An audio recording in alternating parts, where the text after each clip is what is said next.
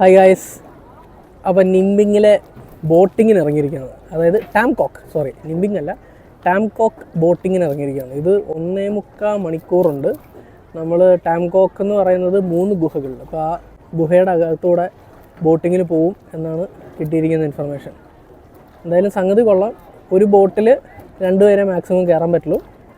അപ്പോൾ അതിനനുസരിച്ച് പ്ലാൻ ചെയ്യുക. പിന്നെ ഒരുപാട് സമയം ഇങ്ങനെ നീക്ക് പെയിൻ ഉള്ളവർ അല്ലെങ്കിൽ ബാക്കിന് പെയിൻ ഉള്ളവരൊന്നും ഇത് പ്രിഫർ ചെയ്യുന്നില്ല എന്നാണ് കിട്ടിയ ഇൻഫർമേഷൻ. ലീവ് പറഞ്ഞാണ്, എനിക്കറിയില്ല. പിന്നെ പക്ഷേ വന്നു കഴിഞ്ഞാൽ ഇതൊന്നും എക്സ്പീരിയൻസ് ചെയ്യാതെ പോകുന്നത് മോശമല്ലേ. ഇത് ഇതേപോലെ ഇവർ കാലുകൊണ്ടാണ് തുഴയുന്നത്. ചിലർ എക്സ്പേർട്ട് ഇല്ലാത്തവർ കൈ കൊണ്ടും തുഴയുന്നുണ്ട്. അത് ഓരോരുത്തരുടെ പ്രിഫറൻസാണ്.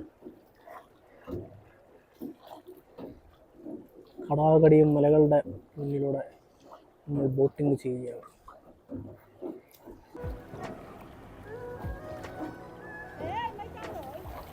അതിങ്ങനെ മലയുടെ ഇടയിൽ കൂടെ ഒരു റിവറാണ്. അപ്പോൾ അതിൽ കൂടെ ബോട്ടിങ് പോകുന്നു. കുറേ പേര് പോകുന്നുണ്ട്. ചെറിയൊരു പാലത്തിൻ്റെ ഇടയിൽ കൂടെ ബോട്ട് പോവുകയാണ്. അടിപൊളി.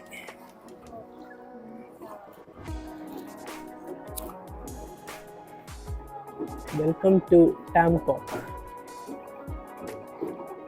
നമ്മൾ ടാംകോക്കിലേക്ക് പ്രവേശിക്കാൻ പോവുകയാണ്. കൊള്ളാം, നല്ല ഓളമുണ്ട്.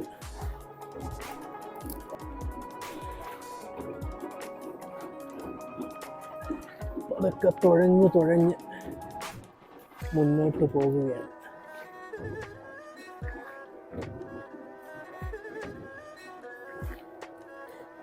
വീണ്ടും ഒരു പാലത്തിലൂടെ വെളിച്ചത്തിലേക്ക് അടിപൊളി.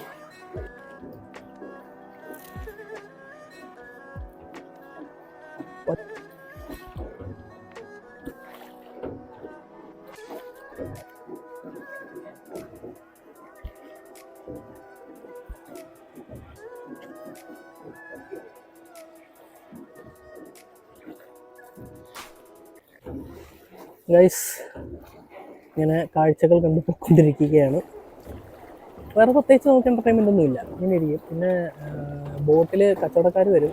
അവരങ്ങനെ എൻ്റർടൈൻ ചെയ്യരുതെന്ന് നമ്മുടെ ഗൈഡ് പറഞ്ഞിട്ടുണ്ട്. ആൻഡ് ഇഷ്ടംപോലെ ബോട്ടുകൾ അങ്ങോട്ടും ഇങ്ങോട്ടും ഒക്കെ ആയിട്ട് പോകുന്നുണ്ട്. അപ്പോൾ 1.25 മണിക്കൂർ നിങ്ങളുടെ കയ്യിൽ സ്പെയർ ചെയ്യാനുണ്ടെങ്കിൽ you should definitely try it out. നമ്മളിപ്പോൾ കേവിൻ്റെ അടുത്തേക്ക് എത്തിക്കൊണ്ടിരിക്കുകയാണ്. അതിൻ്റെ വിഷ്വൽസ് നിങ്ങൾ ഉടനെ കാണുന്നതായിരിക്കും. നിങ്ങൾ കണ്ടോ, നല്ല ഇടുങ്ങിയ സംഗതിയാണ്. ഇതെങ്ങനെയുണ്ടെന്ന് നമുക്ക് നോക്കാം. സൂപ്പറായിരിക്കും. കഴിഞ്ഞ പ്രാവശ്യം ഹാലോംബേയിൽ ഒരു വലിയ കേവായിരുന്നു. പക്ഷേ ഇത് നല്ല ഇടുങ്ങിയ സംഗതിയാണ്. നല്ല ഇരുട്ടായിരിക്കും. നമുക്ക് നോക്കാം.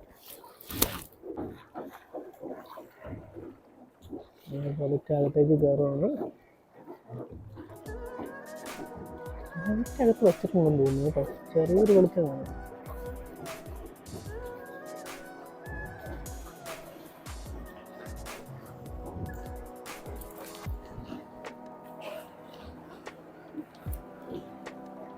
We are going through the first cave in Bangkok.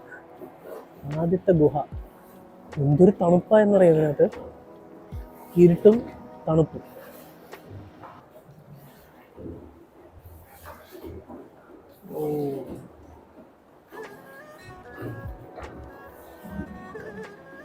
എന്ത് രസം നോക്ക്. ഈ ലാൻഡ്സ്കേപ്പ് അല്ലെങ്കിൽ നേച്ചറൊക്കെ കാണാൻ താല്പര്യമുള്ളവർക്ക് പറ്റിയ ഡെസ്റ്റിനേഷനാണ് വിയറ്റ്നാം. ഒരു സംശയം വേണ്ട, പ്ലാൻ ചെയ്യാവുന്നതാണ്.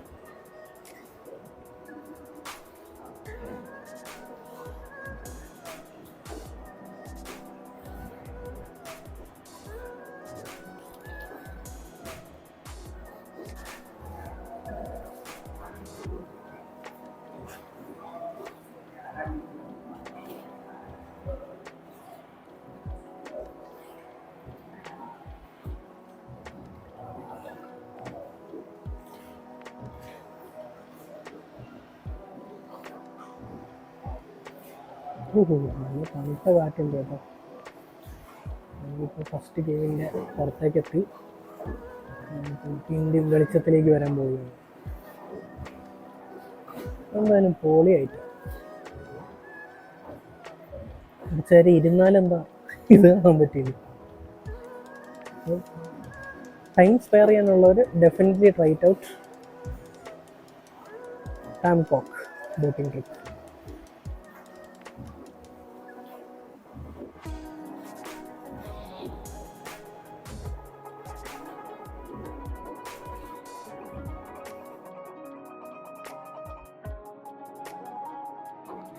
അടുത്ത കേവിലേക്ക് പ്രവേശിക്കാൻ പോകുന്നു. ഇത് നല്ല രസമുണ്ട് കേട്ടോ. മരങ്ങളൊക്കെ ചുറ്റും ഇരുന്നിട്ട് സൂപ്പറായിട്ടിരിക്കുന്നു.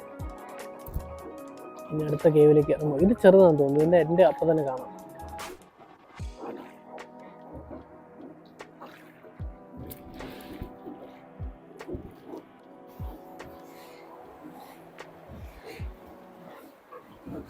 പിന്നെയും തണുപ്പായി.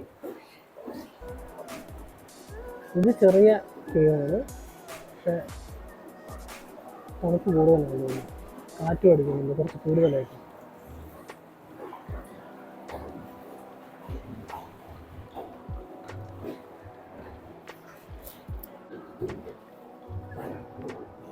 യെസ്, അങ്ങനെ ഇതിൻ്റെ എൻഡിൽ എത്തി.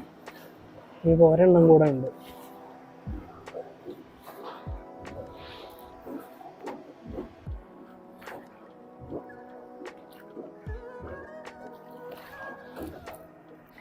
ഈ മലയുടെ നേരെ താഴെയാണ് മൂന്നാമത്തെ ഗുഹ. അങ്ങനെ നമ്മൾ ലാസ്റ്റ് കേവിൽ കയറിയിരിക്കുന്നത്. ഇത് തീരടിയാണ് കേട്ടോ ഇരിക്കുന്നത്. ഇതിൻ്റെ മോനെ ചെറുതായിട്ട് വെള്ളം ഇറ്റിട്ട് വീഴുന്നുണ്ട് തണുപ്പുകളിൽ. ഹായ്, സായിപ്പേട്ടൻ ഹായ് പറഞ്ഞിരിക്കുകയാണ്.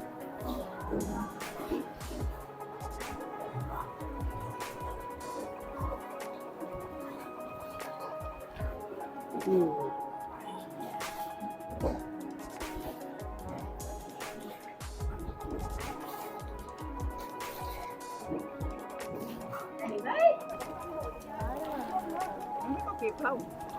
Dạ thì kéo kịp với lướt thì ăn máu.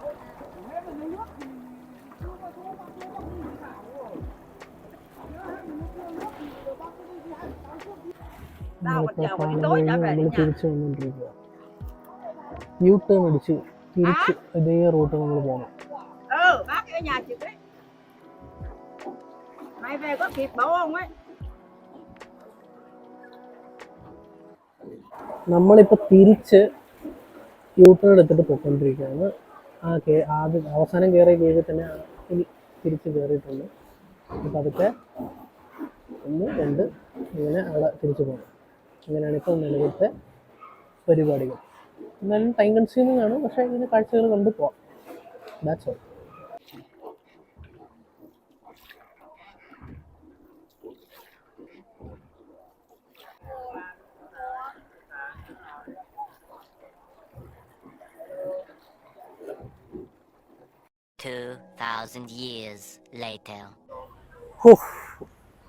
ഒരു ടയർസം റൈഡായിരുന്നു ശരിക്കും പറഞ്ഞാൽ. 1.25 മണിക്കൂറൊക്കെ അതിനകത്ത് ഇങ്ങനെ ഇരിക്കാന്ന് പറഞ്ഞ് നിസ്സാര പരിപാടിയല്ല കേട്ടോ. ആൻഡ് നമ്മൾ വരുന്ന ഡ്രൈവറിന് ടിപ്പ് കൊടുക്കണം. 25,000 വേണ്ടി. അത് മാൻഡേറ്ററി ആണ്. അവർ മാനുവൽ ലേബറല്ലേ ചെയ്യുന്നത്. പിന്നെ നമ്മൾ കൊടുക്കാതിരിക്കുന്ന മോശമല്ല. അപ്പോൾ ഇനി അടുത്ത സ്റ്റാൾ എന്നത് ഉവാലു ഓൾഡ് ക്വാർട്ടർ. അവിടെയാണ് പോകുന്നത്.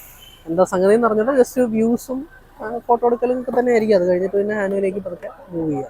നെക്സ്റ്റ് സ്പോട്ട് ഇതൊരു ക്വിക്ക് വിസിറ്റ് ആണ്. ഒരു പഗോഡയൊക്കെ ഉണ്ട്. ഇവിടെ ഒരു ന്യൂ ഇയർ ഫെസ്റ്റിവലൊക്കെ നടക്കുന്നുണ്ടെന്ന് തോന്നുന്നു. അവിടെ ന്യൂ ഇയറിനുള്ള പരിപാടികളൊക്കെ സ്റ്റാർട്ട് ചെയ്തിട്ടുണ്ട്. കുറച്ച് പേര് ആദ്യമേ വന്നിരിപ്പുണ്ട്.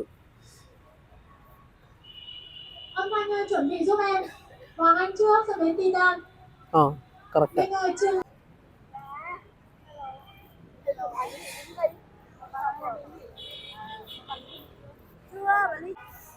ഇവിടെ ജസ്റ്റ് നമ്മൾ പോകുന്നതിന് മുമ്പ് ഒരു ക്വിക്ക് വിസിറ്റ് നടത്താൻ വേണ്ടിയിട്ട് കയറിയതാണ്. എന്താ പറയുക, ഒരു വൈബുള്ള സ്ഥലമാണ്. ഹാനോയിലേക്ക് തിരിച്ചു പോകുന്നതിന് മുമ്പുള്ള ലാസ്റ്റ് സ്റ്റോപ്പാണിത്.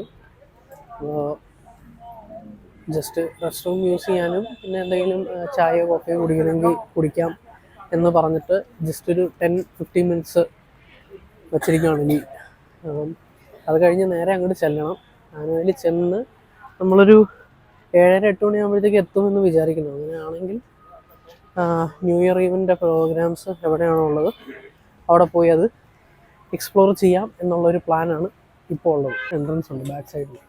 അവിടെയാണ് ഈ ഡെക്കറേഷൻസ് ഒക്കെ വെച്ചിരിക്കുന്നത്. നമ്മൾ വന്ന ഏരിയയിലും ഇതേപോലെ ഡെക്കറേഷൻസ് വെച്ചിട്ടുണ്ട്. ഇവിടെ ന്യൂ ഇയർ കൗണ്ട് ഡൗൺ ഒക്കെ ഉണ്ട്. ഒരു മെയിൻ സ്റ്റേജ് പ്രോഗ്രാം നടത്താൻ വേണ്ടിയിട്ട് അവിടെ സെറ്റ് ചെയ്തിരിക്കുന്നതും കാണാം.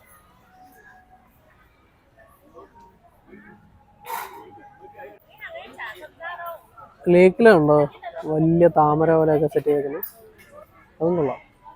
ഇന്ന് കളർ പരിപാടിയായിരിക്കും രാത്രിയുടെ. ന്യൂ ഇയർ പരിപാടി കൂടാനായിട്ട് ആളുകൾ നേരത്തെ വന്ന് തമ്പടിച്ച് തുടങ്ങിയിട്ടുണ്ട് ഇവിടെ. ഇപ്പോൾ ഏകദേശം 3 മണി ആവുന്നേ ഉള്ളൂ. പക്ഷേ അതിനു മുമ്പേ ആളുകൾ വന്ന് സീറ്റൊക്കെ പിടിക്കുന്നുണ്ട്. അപ്പം നമ്മളിനി ഹാനോയിലേക്ക് ചെന്ന് കഴിയുമ്പോഴത്തേക്കും ജനസമുദ്രമാവാൻ ചാൻസ് ഉണ്ട്. ഹാനോയിൽ എങ്ങനെയെങ്കിലും സ്ഥലം കണ്ടുപിടിച്ച് നമുക്ക് ന്യൂ ഇയർ ആഘോഷിക്കണം എന്നുള്ളതാണ് ഒരാഗ്രഹം. അതിന് വേണ്ടിയിട്ട് ഇപ്പം ലീ നമ്മളെ കൊണ്ടുപോകുന്നുണ്ട്. എന്തായാലും നോക്കാം. ഇതിപ്പോൾ 2 ഓപ്ഷനാണ് ഹാനോയിലുള്ളത്. ഒന്ന് ഹോക്കിയം ലേക്കും പിന്നുള്ളത് വാക്കിംഗ് സ്ട്രീറ്റ്. ഇത് രണ്ടിടത്താണ് കൗണ്ട് ഡൗണും മറ്റേ ക്രാക്കേഴ്സൊക്കെ ഉള്ളത്. അപ്പോൾ അവിടെ എവിടെയെങ്കിലും എത്തണം ടൈമിന്.